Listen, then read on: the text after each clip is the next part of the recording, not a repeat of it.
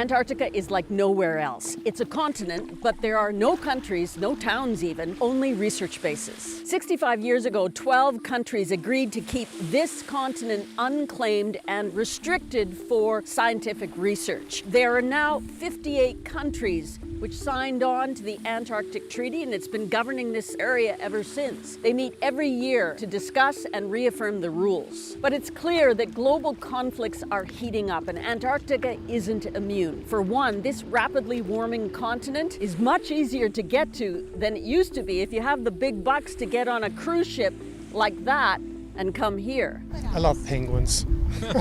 Last year, 80,000 tourists came to Antarctica. In the year 2000, it was just 12,000 tourists. But dwarfing the concerns over tourism is rising geopolitical tensions. The Antarctic Treaty is under considerable stress and strain, probably entering the worst period it's ever experienced. Big powers like Russia and China are using their veto rights to block consensus, which is a key part of the treaty. The last 3 or 4 years, Canada's claim to be a consultative party has been blocked first and foremost by Russia. And the reason is Russia wants its ally, Belarus, to be made a consultative party alongside Canada. While science still rules here, you can map power by looking at who has a research station, how big it is, and where. The US has a research station right at the South Pole. China and Russia have the next most southern research bases. There's geopolitical desire to have influence on this huge part of the planet. That's done not through projection of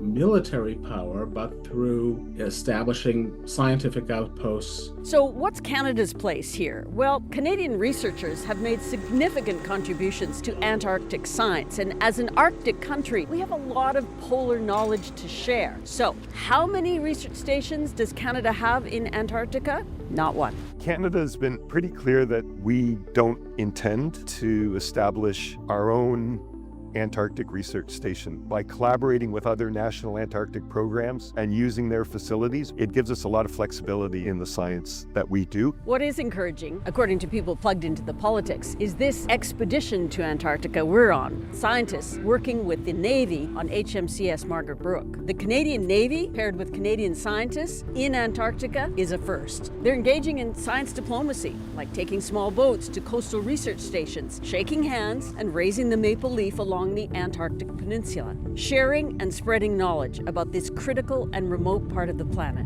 For now, in Antarctica, science rules. But the question is, will it stay that way?